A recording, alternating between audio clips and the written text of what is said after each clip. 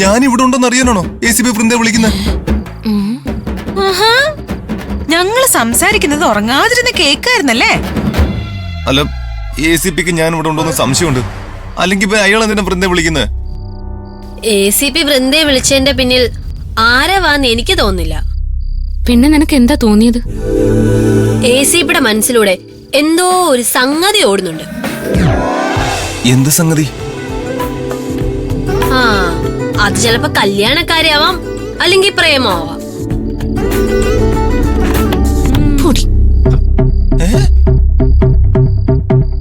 ACPക്ക് വൃന്ദയോട് പ്രേമോ?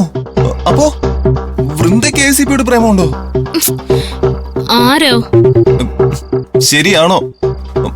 തനിക്ക് ശരിക്കും അയാളോട് പ്രേമമുണ്ടോ? ഉണ്ടെങ്കിൽ താനത് ഇപ്പൊ തുറന്നു പറയണം. എന്നിട്ട് വേണം എനിക്ക് എന്റെ കാര്യങ്ങൾ തീരുമാനിക്കാൻ.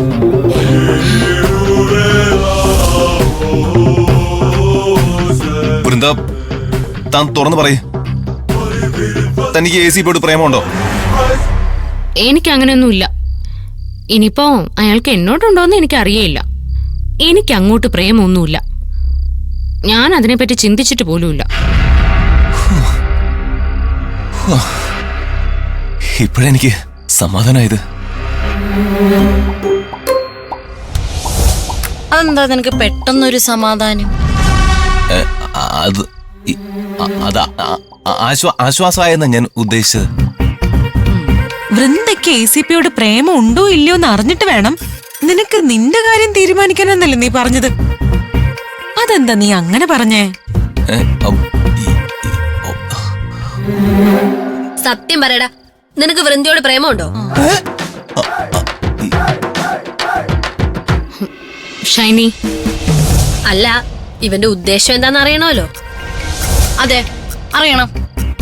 വൃന്ദയ്ക്ക് ACPയോട് പ്രേമുണ്ടോന്ന് നീ എന്തിനാ അറിയാൻ ശ്രമിക്കുന്നേ?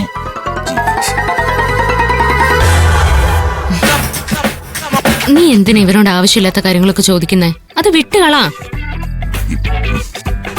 ആഹാ, അങ്ങനെ വിടാനൊന്നും പറ്റത്തില്ലല്ലോ.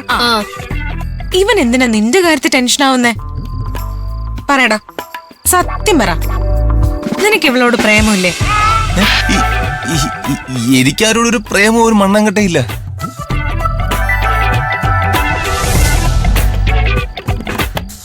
അല്ല, വൃന്ദയും ACP തമ്മിൽ പ്രണയത്തിലായാലേ ഞാൻ കുഴപ്പത്തിലാവൂന്ന് പേടിച്ചിട്ടാ, അത്രേ ഉള്ളൂ. അതായത് ഈ വൃന്ദയ്ക്ക് ACPയോട് പ്രണയം തോന്നിട്ടെ എന്നെ ഒറ്റിക്കൊടുക്കുമെന്ന് പേടിച്ചിട്ടാ എനിക്ക് ടെൻഷനായത്. ഓ,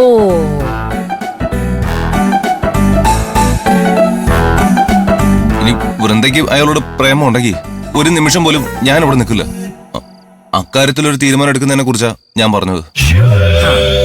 അതിപ്പോ വൃന്ദ നിന്നെ ഒറ്റിക്കൊടുത്തില്ലെങ്കിലും പോലീസ് നിന്നെ പൊക്കിക്കോളും. നീ ചുമ്മാ പുറത്തിറങ്ങി വെറുതെ നിന്നാ മതി. വൃന്ദ, താൻ എന്നെ ACPക്ക് ഒറ്റിക്കൊടുക്കോ? താൻ എന്നെ ചതിക്കോ? ആരോ, നീ പേടിക്കാതെ. ഞാൻ നിന്നെ ആർക്കും ഒറ്റുകൊടുക്കില്ല. ഒരു പോലീസിനും ഞാൻ നിന്നെ വിട്ടുകൊടുക്കില്ല.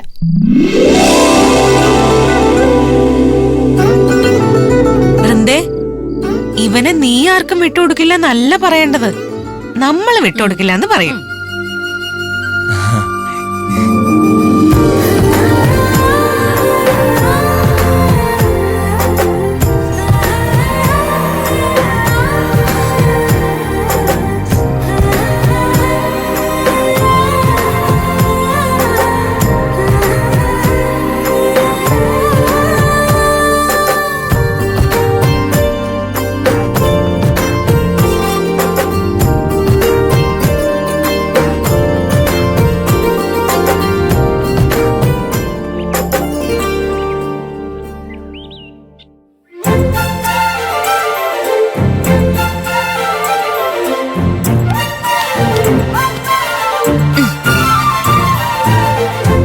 നീ ഇതെവിടെ പോ റെഡിയാവാ?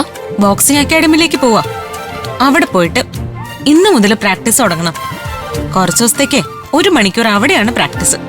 അല്ല, നീ ഏതെങ്കിലും ചാമ്പ്യൻഷിപ്പിന് പേര് രജിസ്റ്റർ ചെയ്തോ? കോളേജിൽ സ്പോർട്സ് ഡേ വരുമ്പോഴേ ഒരു കൈ നോക്കണ്ടേ? അതിന് ഇപ്പോഴേ പ്രാക്ടീസ് തുടങ്ങണോ? പുതിയ പഞ്ചുകൾ പ്രാക്ടീസ് ചെയ്യണം. എതിരാളി ഇടിച്ച് വശം കെടുത്തി ഈ കിരൺ വിന്നറാവണ്ടേ? നീ വിന്നറാവണം.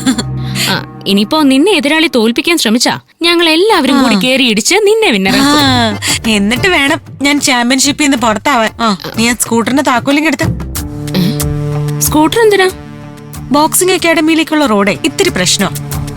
ജീപ്പും കൊണ്ട് പോയാലേ അവിടെ പാർക്കിംഗ് സ്പേസ് ഒന്നും ഇല്ല. അവിടെ പോവാൻ സ്കൂട്ടറാ നല്ലത്. ഓ അങ്ങനെ. ദാ താക്കോല്. ആ പിന്നെ അധികം സ്പീഡ് എടുക്കല്ലേ. പിന്നെ പോയിട്ട് ലേറ്റ് ആവാതെ വരുവാൻ വേണം. സ്പീഡ് എടുക്കാനും പാടില്ല, ലേറ്റ് ആവാതെ വരും വേണം. നീ എന്തൊക്കെയാടീ പറയുന്നേ? കോളേജിലേക്ക് പോകാനുള്ള സമയമാകുമ്പോഴേക്കും ഞാനിങ് എത്തിക്കോളാം. പോയിട്ട് വരാവേ.